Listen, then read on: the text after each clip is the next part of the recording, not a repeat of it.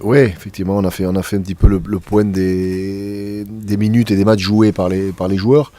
On s'est aperçu que certains trentenaires comme Johnny, comme Chris Mazoé, comme Andrew ou comme Karl ont pas mal joué. Donc on a décidé d'une trêve de 3 semaines, qui est vraiment régénératrice pour eux. Quand j'ai dit 3 semaines, c'est surtout 2 week-ends sans match. Donc je crois que c'est une mini-trêve pour eux. Je sens que ça leur fait du bien, qu'ils sont contents. C'est vrai que la situation comptable entre guillemets nous le permet aussi un petit peu. Et puis il y a aussi en ligne de mire ces 2 matchs importants que nous avons à livrer, qui sont le quart de finale ici de H-Club et le match contre Clermont à Marseille. Et que c'est le dernier moment de véritable récupération pour eux. Puisqu'après on n'enchaîne que des matchs importants, quoi. On a un peu d'avance, mais mathématiquement c'est pas fait. Et je crois qu'encore une fois on prend entre guillemets le pari 2. Mais c'est le seul match où on peut vraiment dire, c'est la seule période où on peut dire vraiment, ils auront eu droit à 3 semaines de récupération. Donc voilà, donc on a décidé de le faire, tout simplement. Oui, mais disons que c'est difficile d'avoir 4 grands ouvreurs dans un truc, donc Benji accepte d'endosser ce rôle-là. Et oui, il a un petit peu joué, m'a-t-il dit, c'est sûr que c'est pas un demi-ouverture confirmé, mais bon. Il y avait le choix d'y mettre Maxime aussi et de dérégler un peu. C'est une solution en cours de match qui peut être de Maxime à l'ouverture, Benjamin à l'arrière et Delon au centre aussi, on verra. Le gros blessé c'est Fred. Le gros blessé c'est Fred et Rocky, oui, Juan. Oui, Ron, oui, bien sûr. Que j'avais oublié, pour moi dans ma tête il n'est pas blessé parce qu'il reprend le contact dès lundi, Juan. Donc il est opérationnel pour... on aurait pu, mais bon là c'est pareil. Comme j'ai dit, pourquoi aller prendre le risque d'eux ? Alors que voilà, il y a 4 joueurs en 3e ligne, on va pas prendre le risque, parce que là, ce serait un risque stupide, quoi. Si on le mettait et qu'on le casse, là vraiment, on serait... Mais ce serait, je dirais, un match éliminatoire, il jouerait, quoi, voilà, ça c'est clair.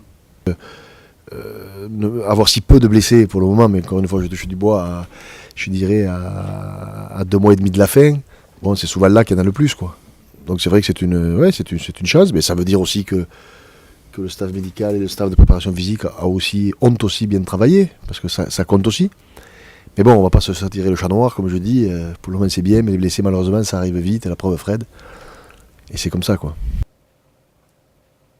C'est une équipe qui sur le papier a beaucoup d'internationaux quand on regarde. Je pense que Bayonne s'attendait à un meilleur classement, je pense, au départ, puis ils ont eu aussi des blessés, peut-être une profondeur de banc moins importante que les écuries qui sont devant eux. Mais quand on regarde les individualités, elles dominent les Gallois, Rocco Socco, on va pas tous les citer, Roumieux, le talonneur, Boutati, c'est des beaux joueurs, quoi. C'est une bonne écurie, oui. Puis le fait de jouer à Saint-Sébastien, c'est quand même ce qui fait plaisir, et ce que me disait Alain, c'est que ça remplit vite.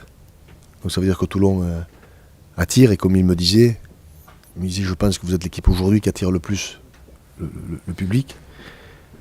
Donc ça fait toujours plaisir d'entendre ça de la part d'un président adverse, entre guillemets.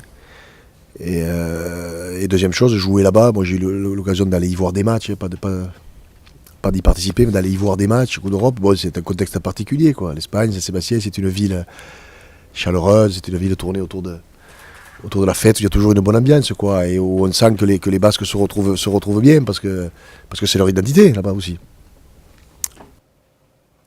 Donc tu sens de l'enthousiasme, tu sens de l'envie, de l'appétit, quoi, ça c'est clair. Puis je crois qu'aussi à travers ce match, il y a, comme je leur disais, il y a une redistribution des cartes un peu aussi, c'est que il n'y a pas une caisse de type qui est établie, je dirais. Et puis surtout, c'est qu'il nous faut un groupe de 25 joueurs.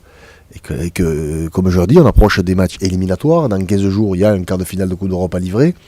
Et il est clair que ces 2 derniers matchs qui vont arriver, que ce soit Bayonne ou que ce soit le Stade Français, vont nous servir aussi, sur la forme du moment, à faire un autre effectif pour le quart de finale et ensuite le match de Clermont. Donc il y a un réel enjeu pour tout le monde. C'est de faire un gros match et de montrer qu'ils peuvent faire partie du groupe qui jouera les matchs décisifs et éliminatoires qui vont arriver.